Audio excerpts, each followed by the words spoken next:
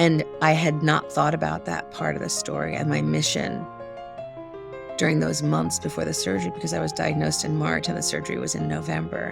So I had all those months to get ready and to plan and to put my teams in place and to, get myself healthy. And that definitely came forward through the music, that I'd completely forgotten about it. So the music actually brought back a piece of my story that was buried. Welcome to Stories from Under the Piano. I'm Craig Addy, your host. I'm the musician who listens to the listener. This podcast offers a glimpse into the world of Under the Piano, an immersive musical experience I've been providing for 15 years. Over 1,000 people have discovered comfort, connection, and healing through these sessions lying under my grand piano. In each podcast episode, a guest shares a personal story, and I respond with a spontaneous piano piece that evokes the emotions and mood of their story. My mission is to connect, comfort, and inspire through the universal language of music. Thank you for joining me on this journey. Let's dive in. Welcome to Stories from Under the Piano. I am delighted to have my guest Peaches Udoma today. Welcome, Peaches. Hello. Hi, Craig. Thanks for having me. Yeah, I'm so thrilled that you accepted my invitation to be on this. I'm going to tell everybody a little bit about you first, and then we'll get into a story. Peaches Udoma is a 4-decade academic, writer, editor, and communications strategist. For the last 3 decades, she has worked as a consulting program and project manager in various realms, and has also had a power and success coaching practice for the last 2 decades. She has owned various enterprises and is committed to the power and success of all she works with. Peaches loves LinkedIn and urges everybody to check out her profile there. Is there anything else you want to add to that, Peaches? No, but I do have my sister's cat here visiting. So he's an 18-pound black cat who may decide to place himself in front of the camera at different times during this. Okay. I'm sure we can manage that. Yeah, thank you. So let's look at, so I think you have an idea for your story, correct? I do. Okay. Well, what is your story? Go ahead and give it to us. My story is that I grew up in a family of a cardiac lineage, if you will, on my mother's side. Both my grandparents, who came over to the U.S. from the area of Ukraine in the 1920s to escape the pogroms, both died of heart disease in their 60s. And then we saw my aunt, their daughter, suffer from heart disease. And then we saw my mother, who is alive and kicking at 91, suffer from heart disease. And then my father, who is alive at 93, suffer from heart disease. And then several of my maternal cousins, who are about 10 years older than me, started suffering from heart disease. And I thought, I wonder who it's going to grab next. Well, during COVID, I had gone for my annual physical, and my doctor, who had been my doctor for 10 years by that time, said to me, I noticed actually when she was listening to my chest, she did something funny with her head. Like she cocked it a little bit, like a cat or a dog does. And I thought, she's never done that with her head before when she's listened to my chest. And then she turned me this way, she turned me that way, turn your head, turn your this, turn your that. And then she said, you have a heart murmur. And I said, that's impossible. I've never had a heart murmur before. And she said, well, there are some people who are born with them and some people who develop them as a result of a dysfunction with the heart. So I'm going to refer you. But first, I want you to have an echocardiogram. So I had an echocardiogram. This is fall of 21. And it turned up mild aortic valve stenosis, which is what both my parents had. And of course, we wouldn't have known if my grandparents had that because we didn't have the technology back then to know that. And so she said, look, we'll keep an eye on it. It's just mild.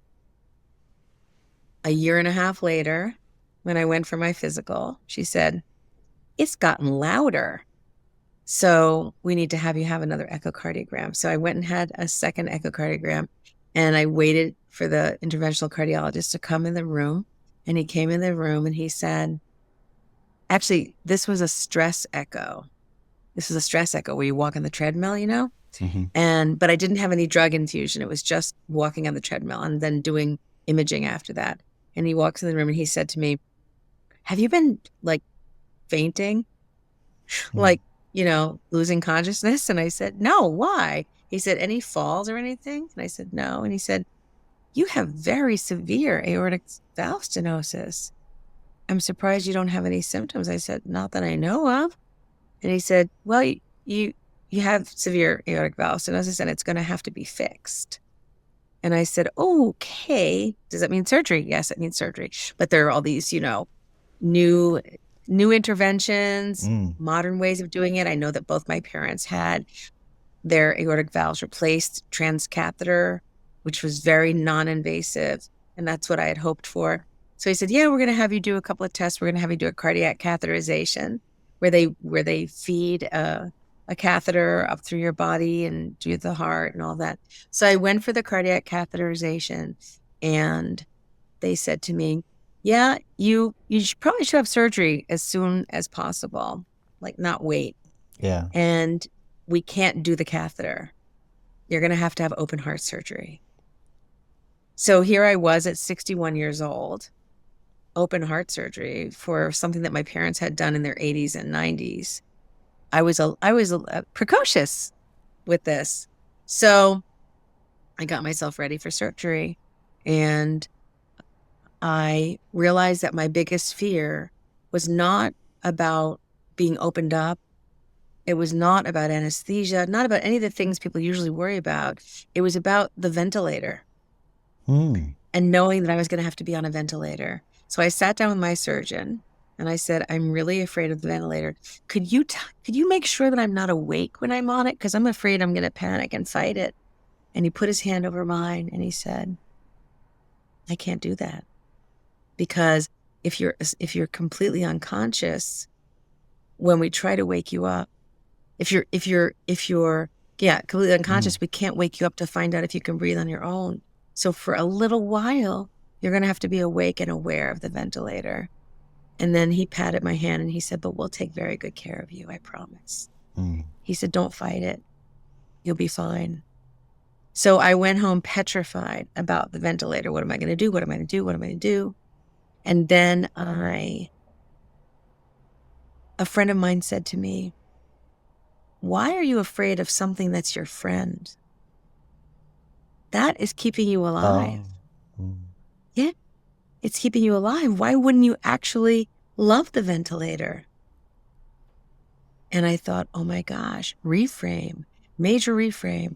Let me love that machine because it's keeping me alive rather than being upset with it because it's down my throat. And then I hired a coach who does a program called Prepare for Surgery, Heal Faster. And we worked on some visualizations together a few weeks before the surgery. And I went into that surgery and I gave my team my affirmation to say as I went under anesthesia. And I had 8 friends there with me who waited the entire day and through the night, all the way through the ventilator with me. And when I woke up conscious 14 hours after being on the ventilator, I knew I was awake and I knew I was on the ventilator. And I simply stayed very still and told myself, you love this ventilator. This is your friend. It's helping you stay alive. You can relax now. And I was awake for 2.5 hours on the ventilator before they removed it. And not one tiny bit of panic or fear, nothing like that. I just was so happy to be alive and to have made it through the surgery and to have the people I loved around me and to have that very wonderful ventilator breathing for me. And I came out and asked for my lipstick. Don't let anyone in the room until I have my lipstick on. Get me my lipstick. And that's how I came back to life after my heart surgery. It's a year later, and it was a very good decision to do it early while I was still young and healthy. And I can't thank the people enough at Tufts Medical Center in Boston for that experience. It was a wonderful time that I spent in the hospital with great teams of people and lots of love around me to support me when I came home and help me go through my recovery. So thank goodness for medical research and for all the healthcare professionals in the world. That's my story. Oh, that's great. Thank you, Peaches. Um, well, I heard a few things in there, but I want to just kind of quickly go through there were some stages in there, right? So first there was like the history of family heart disease. If you were to put an emotion to that, I don't know if there is an emotion for that, but what would it be? Well, obviously, sorrow at the shortened lives. Um, they had escaped to come here as Jews from a place in Europe that was very antagonistic toward them. And I'd hoped that they would I hope now, as a woman in my 60s, they've been gone since I was 5 years old, Mm, that they had gotten to live into their 70s and 80s and 90s the way our generations do now, so that they could have enjoyed coming here and being, coming to the land of milk and honey. Um, so there's sorrow about that.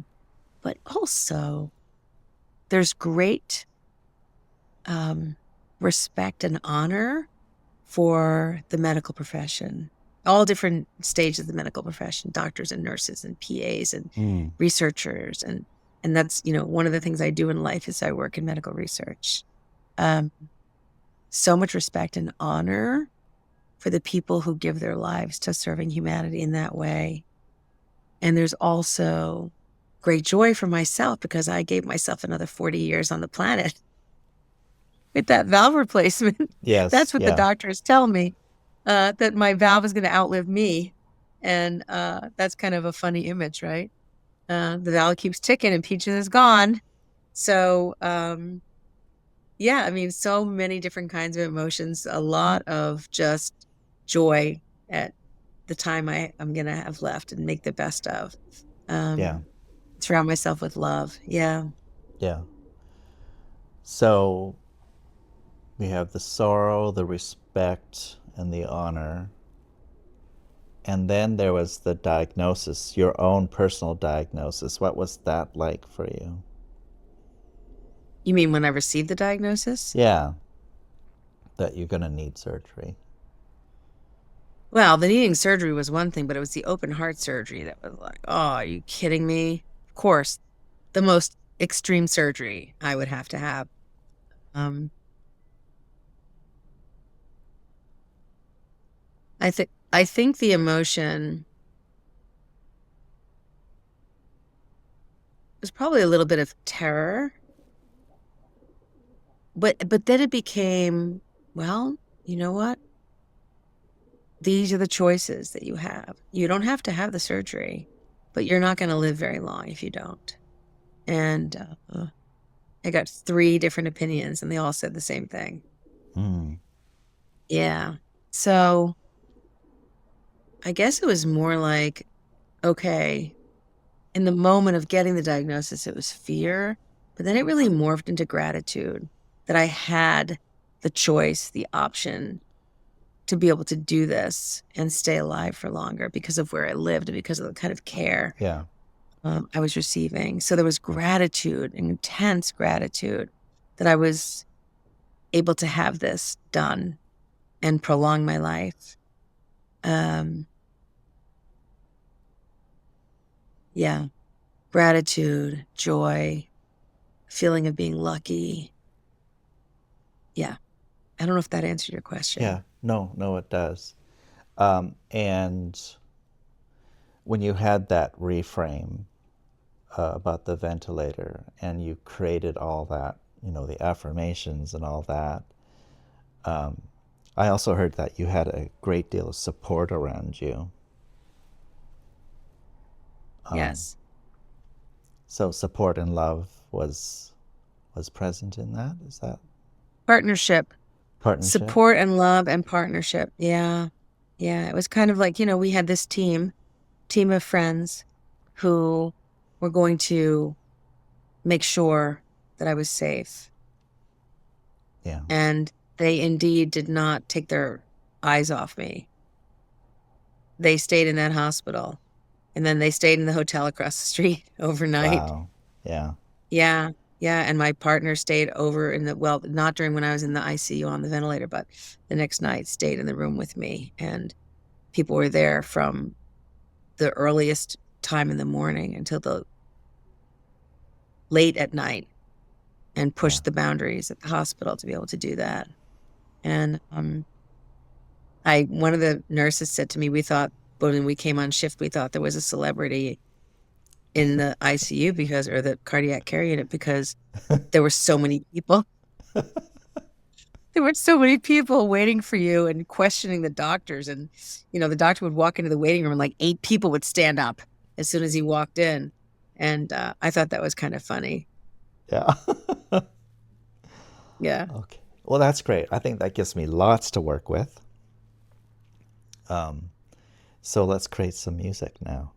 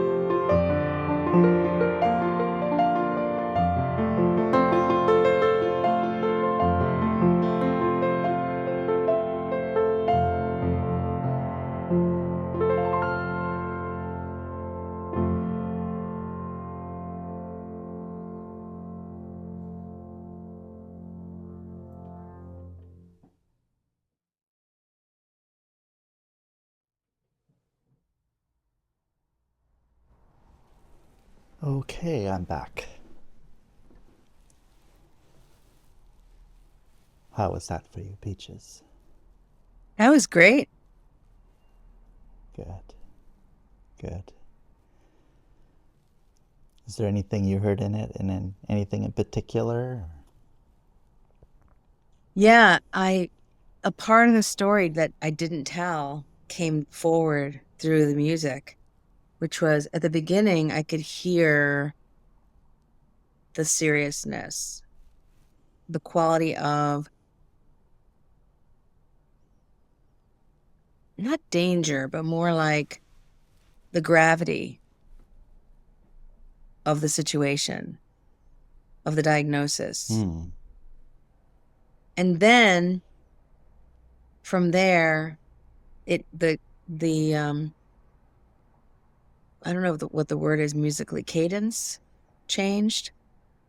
And I remembered that after I got the diagnosis, I decided that I was going to get myself as well physically as I could before the surgery. Hmm. And I started exercising really rigorously every day.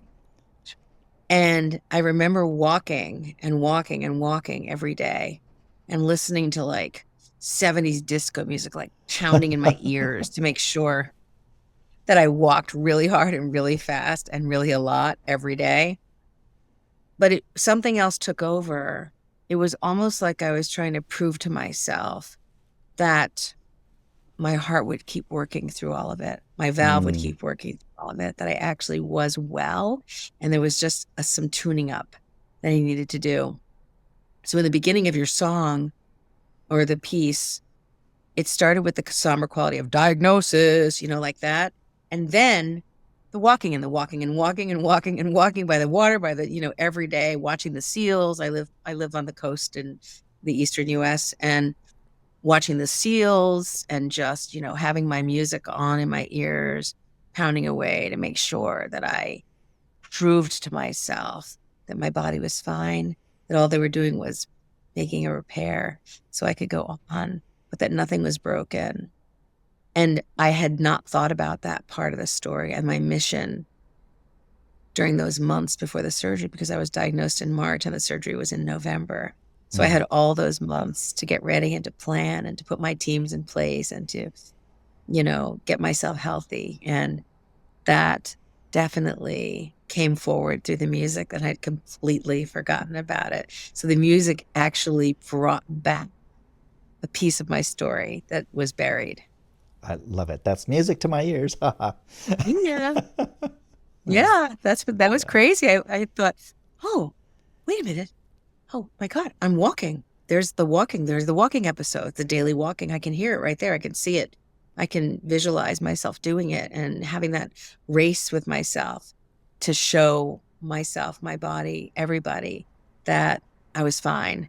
And I'm going to prove it to you by all this walking I'm going to do. And of course, I had didn't realize until much later that I was definitely having side effects that I wasn't paying attention to. After the Oh. surgery, I could see that, oh, my body feels completely different now than Oh. from the way it Yeah. felt back then. Wow. Yeah. Wow. So, yeah. Oh. Yeah, that's fascinating. Well, thank you for your story. Um, if you want the music, I'll send it to you. You're Yeah. welcome to have it. I'll Great. send it your way. Yeah. So now we're going to take a few minutes for you to share about anything you want to about your business, about passion projects, how you want people to connect with you, anything like that. Yeah, that's great. As you said at the beginning, I've been in academia for 40 years and in publishing and journalism and all this kind of thing, the teaching of writing. And um, most of what I do now, though, is project management, consulting, and coaching. And so I try to take people who are on the ground floor of their ideas and travel with them on a path upward to get seen and sought after in the world. And I do that in several ways. I do that as a program manager for something called Wealth and Impact Bootcamp. And I Really? also do that, yes, as a matter of fact. It's a great program. It People can is. find out about it Yes. at wealthandimpactbootcamp.com. You know all about it, right? Yeah. I didn't want to blow your cover, but um, and I also coach privately. And my new website's coming out soon, but people can find out about me by looking me up on LinkedIn at Peaches Udoma. My last name is spelled Udoma. I work with folks who are young, folks who are old, folks who are in the middle, people with large enterprises, people with small businesses, people who are creatives, people who are philanthropists, who are launching nonprofits. I consult around that as well. And I also do mentoring of young people in their careers and so on and so forth, and intimate coaching, like relationship coaching and that sort of thing. So wherever people have a need for a tough but loving advisor and champion to get them to the next level and the next and the next and the next. That's me. That's what I like to do. That's, That is I'll go you. out. That is And me. That I'm is what not my I'm desire not is. I'm not secretive about it. I have been the recipient of your incredible coaching and training through the Wealth and Impact Bootcamp, and I highly endorse you. You're incredible. Thank you very much. You're Yeah. incredible. I want the Yeah. world to know about your work too. So let's get cracking on that. Yeah. Yeah. Even more cracking than we've been cracking. Now, is there anything else? I'll put links and everything in the show notes, Peaches. So I'll get those from you, and they'll be in Yeah, the the notes website that for go the with the boot camp and podcast. my LinkedIn. Sorry, say it again. They'll be in the show notes that go with the podcast. So I'll Yeah, get those from you after absolutely. this. Yeah. Sure. The boot Yeah. camp website and my LinkedIn, but also, I want people to know about you and who you are. You, back when my former partner and I lost our incredible cat, and a cat like you've never seen in your life, we hired you to do what you just did. Yeah. And I can't tell enough people about the experience of having you create a soundtrack the way you did, of our cat's life and who he was for us and for so many people in our lives. And your work is very magical, extremely magical. And a lot of people would benefit from having you compose for them for all different reasons and seasons of life. Nobody does what you do, and probably nobody ever will. So it'd be Yeah. good to have as many people as we can Yes. get to benefit from that. Yeah. Yeah. Well, I really appreciate that, Peaches. And it was a memorable session because the two of you really opened your hearts and really shared about it's Bunny, right? Funny. Yeah. Yeah. And so there something happened there, it was special. Yeah. Well, you're special. Thank you. Thank I you. know that you're Canadian, so you don't like it when people say things like that to you, but Of course I like it. I just, okay.